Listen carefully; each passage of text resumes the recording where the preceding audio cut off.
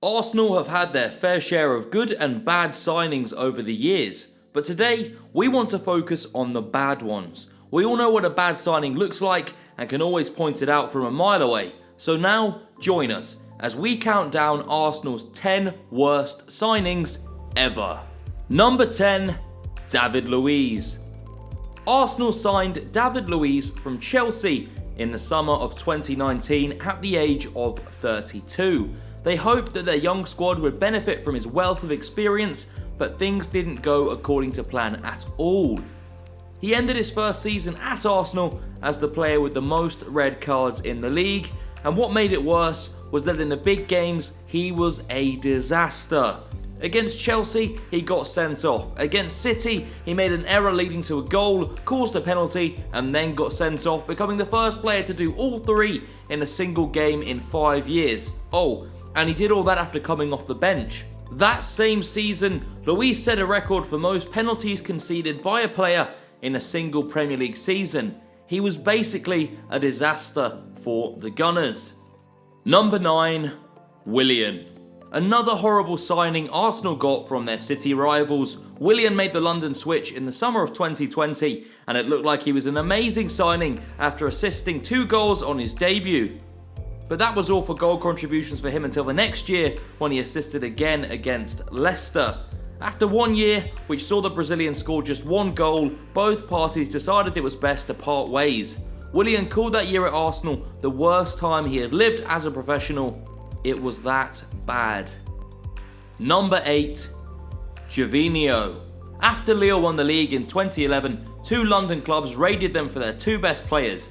Chelsea got Hazard and Arsenal got Gervinho. Arsenal would quickly realise they made the wrong pick. He was just not the guy they thought they were getting. He scored just 11 goals in 69 appearances for the club and had to be sold 2 years later. You would think Arsenal learned their lesson after this transfer, but as we'll find out later on in this video, they followed the exact same script again years later. Number 7, Francis Jeffers. You probably aren't very familiar with his name, especially if you haven't been an Arsenal fan for years. That in itself proves that it wasn't a great signing. Here's what made it worse. Wenger's statement after he successfully signed Jeffers from Everton. We were considering Ruud van Nistelrooy and Francis Jeffers, and in the end, we went for Jeffers. Jeffers ended up scoring just 8 goals in 3 years at Arsenal, while Van Nistelrooy was scoring for fun on the way to winning the league with United. Number 6, Lucas Perez. Lucas Perez almost single-handedly saved Deportivo from relegation in 2016, and that earned him a £17 million move to Arsenal that summer. But the Lucas Perez that travelled to London was not the same one that was at Coruña.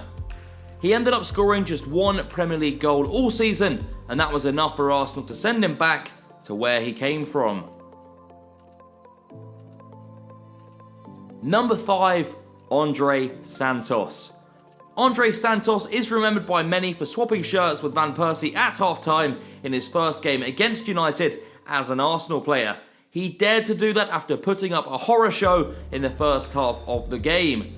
He was vilified for that, and it did not help at all that he'd been bad from day one. He never picked up and was eventually sold 2 years later. Number 4, Mikel Silvestre. If you're going to sign a player directly from your rivals, you have to make sure that that signing is nothing short of perfect. You know, like RVP to United. But this is something Arsenal didn't seem to be able to fully hack. They got Silvestre from United in 2008, and that was the first time those 2 clubs did direct business in over 2 decades. That alone brought its fair share of pressure which Silvestre would end up not being able to overcome. Silvestre scored an own goal on his Champions League debut, and things did not get much better from there. Number 3, Park Chu-young. Park Chu-young's move to Arsenal in 2011 remains one of the strangest transfer stories we've ever heard of. The lad really walked out on a medical with Lille to go and join Arsenal, but all that for what? 1 goal and no assist in 3 years as a forward? Wow. Number 2, Shkodran Mustafi.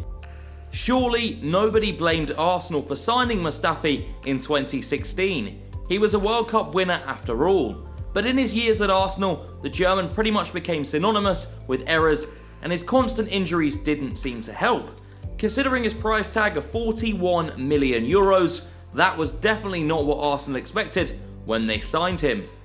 Arsenal finally terminated his contract in 2021 after 5 years of seeming comedic defending.